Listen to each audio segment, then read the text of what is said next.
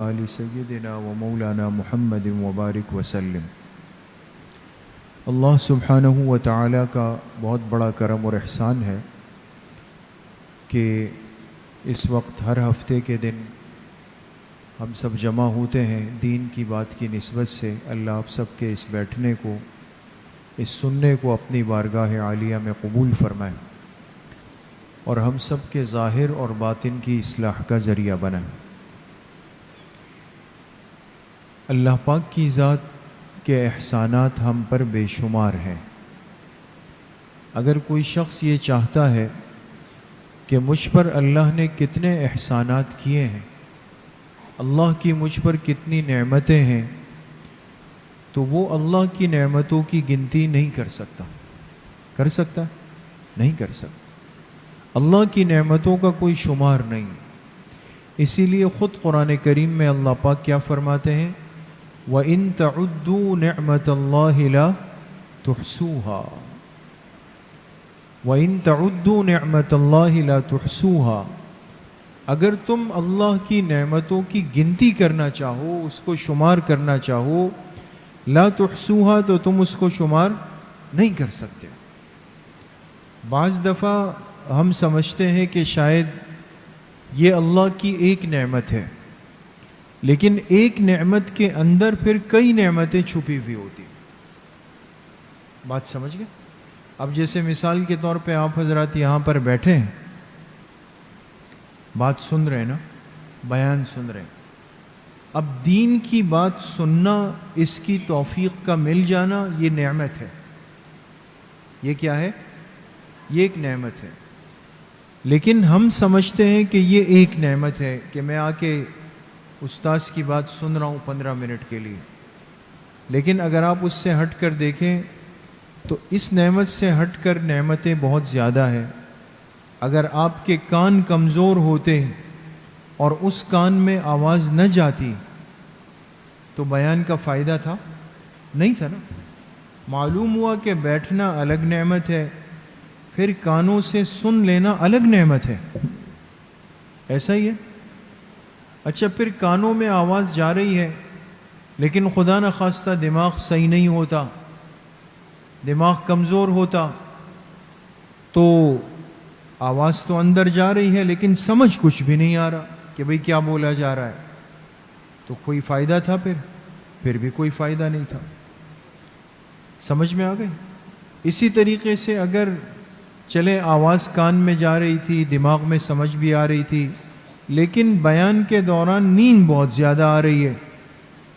نیند آتی ہے نا، بعض طلبہ کو جھٹکے کھاتے ہیں، اس طرح جھٹکا کھاتے ہیں وہ، تو آدھا بیان تو نیند میں سن لیا، تو کوئی فائدہ تھا اس کا؟ نہیں تھا۔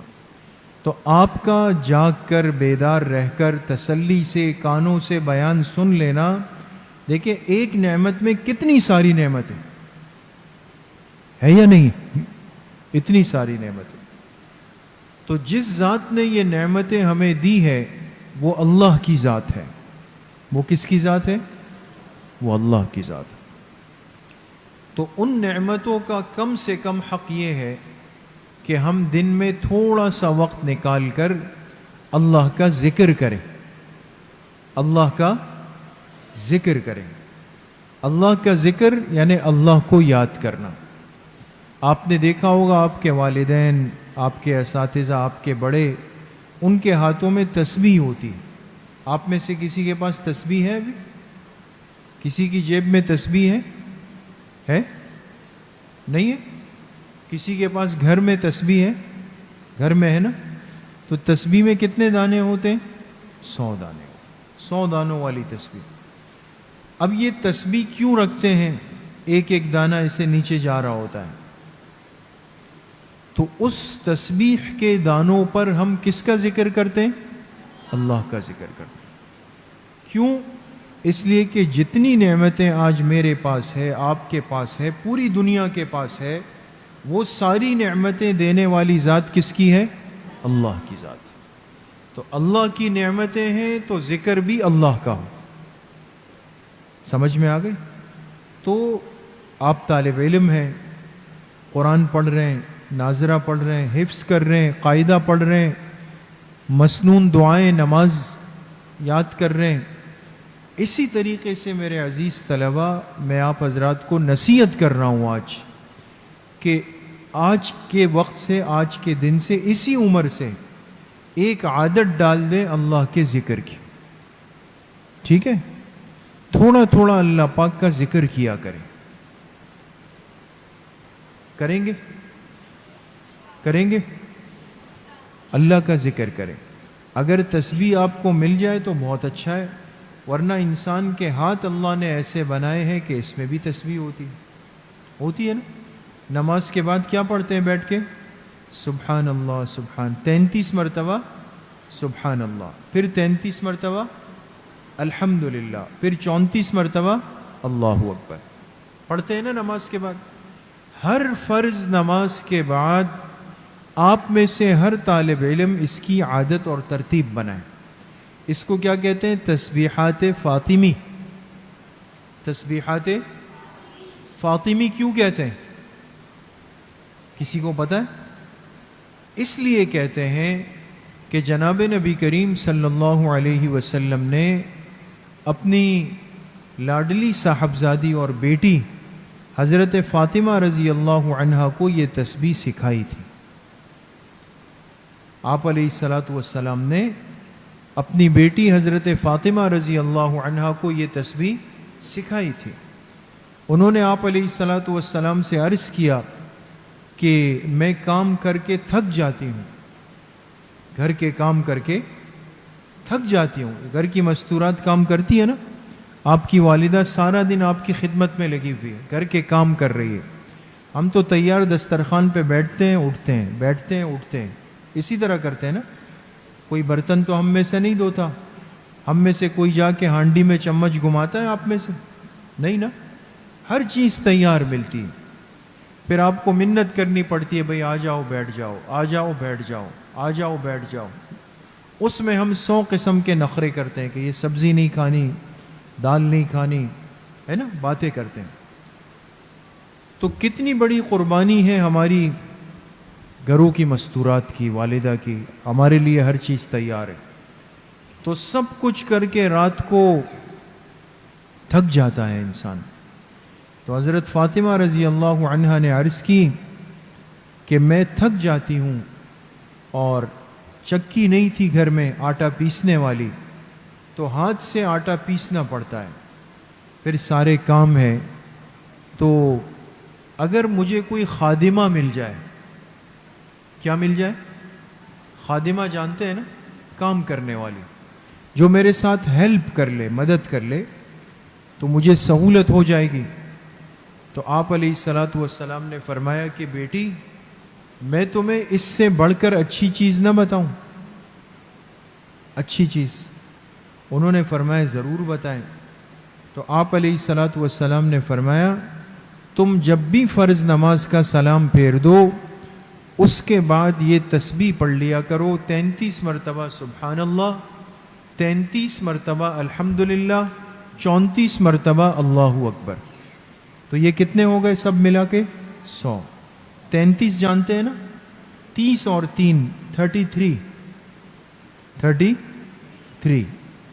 تو 33 مرتبہ کیا پڑھیں گے؟ پہلے سبحان اللہ، پھر 33 مرتبہ کیا پڑھیں گے؟ الحمدللہ، پھر 34 مرتبہ کیا پڑھیں گے؟ اللہ اکبر. تو اس کو آپ پلس کریں، 33 + 33 + 34، 33، پھر 33، پھر 34، تو کتنے بن جائیں گے؟ 100. تو ہر فرض نماز کے بعد تسبیحات فاطمی ہر طالب علم نے پڑھنی. آپ میں سے کون کون پڑھتا ہے وہ ہاتھ اٹھائے.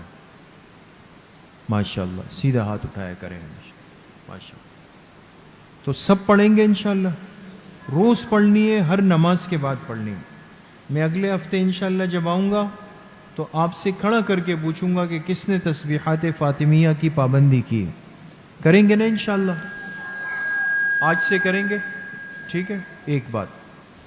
دوسری بات ذکر میں روزانہ کوشش کریں 100 مرتبہ استغفار کی. کس کی؟ استغفار کس طرح کرتے ہیں؟ استغفر اللہ استغفر اللہ استغفر اللہ استغفر اللہ استغفر اللہ. روزانہ کتنی مرتبہ؟ صرف 100 مرتبہ، زیادہ نہیں. جتنا آپ کو عرض کر رہا ہوں اس سے زیادہ نہ کریں. آپ لوگ مصروف ہوتے ہیں نا، اپنی پڑھائی میں مصروف ہوتے ہیں، پڑھائی پر توجہ دیں. ذکر تھوڑا تھوڑا کریں لیکن ابھی سے کریں اور روز کریں. تو 100 مرتبہ کیا کرنا ہے؟ استغفار. کسی بھی وقت کریں لیکن روز. اور تیسری چیز 100 مرتبہ درود شریف. درود شریف یاد ہے سب کو؟ دیکھیں، ایک تو نماز والا درود شریف ہے جس کو درود ابراہیمی کہتے ہیں، اور بھی بہت سارے مختصر ہے. اللہم صلی علی سیدنا محمد وعلی آل سیدنا محمد وبارک وسلم. یہ بھی علماء نے یہاں تک لکھا ہے کہ صلی اللہ علیہ وسلم، یہ بھی درود شریف ہے. صلی اللہ علیہ وسلم، تو یہ تو سب کو یاد ہوگا. تو 100 مرتبہ درود شریف. ہو گئی بات. 3 چیزیں عرض کی. نمبر 1 تسبیحات فاطمی کتنی مرتبہ؟ ہر فرض نماز کے بعد. تسبیحات فاطمی ہر فرض نماز کے بعد. پھر 100 مرتبہ استغفار، پھر 100 مرتبہ درود شریف. روزانہ کریں گے، سب کریں گے انشاءاللہ. اگلے ہفتے جب آؤں گا تو انشاءاللہ سب نے پابندی کی ہوگی نا؟ ٹھیک ہے. وآخر دعوانا ان الحمد للہ رب العالمین. السلام علیکم.